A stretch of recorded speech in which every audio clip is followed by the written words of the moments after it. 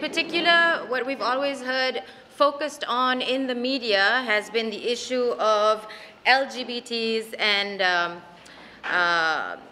probably apostasy, and something that's not been addressed but has been leveled against us is the issue of unilateral conversions, or the accusation that we are trying to take away custody rights from, or advocating for the removal of custody rights from parents who convert to Islam. This is absolutely unfounded and untrue. So on the issue of LGBT or SOGI, sexual orientation and gender identity rights, one of the things that I really wanted to point out was the fact that we are simply asking for the state to exercise its responsibility in protecting its citizens from harm, harassment, and violence. If you look at the report and the examples that are cited in the report, one of them in particular looks at the issue of effeminate boot camps, or boot camps where our children have been randomly or arbitrarily pulled out of their classrooms on the pretext that they might be soft or effeminate and then thrown into boot camps. These are some of the issues that we highlight in the report.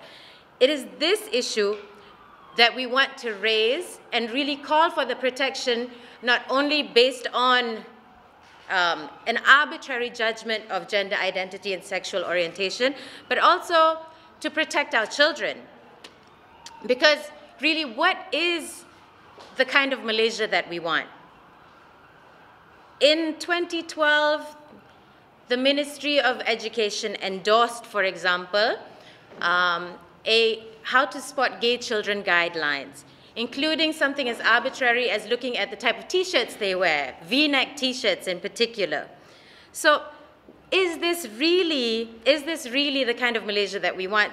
A place where someone can arbitrarily pick our children out of classrooms because they are deemed too soft? Is this really what we want for our children and for the future of Malaysia? So if you also look at the issue of unilateral conversions, this is the issue that we've highlighted in the report, and what we actually say about it is that unilateral conversions continue to be a legal gray area where a non-Muslim spouse is often left without judicial recourse. And it is a legal loophole that is easily exploited by one partner in a marriage. All we are asking for and all we're calling for in the report is that unilateral conversions are not allowed. If any conversion of a child does happen, it should be because both parents have agreed to it and both parents are fully aware of what is going to happen. This is what we're calling for. Now, if the protection of children and women is un-Islamic, what kind of Islam are they talking about? Because this certainly is not the Islam that I know and the Islam that I grew up with. Because the Islam that I know is an Islam which yang bertuhankan, which has a God that is loving and compassionate and full of justice and mercy. This is not, we do not promote violence against women and children. And all we're asking for is for the state to stand by and protect its citizens from harm. And so, I'd like to conclude by saying that it is quite obvious that at the international level, we preach quite a different message. Our government preaches quite a different message, and where it calls for moderation and a stop against extremism.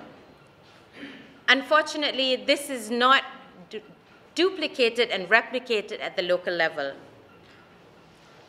And it is quite disappointing, and we really would like to hold the government to its word and walk its talk, practice moderation.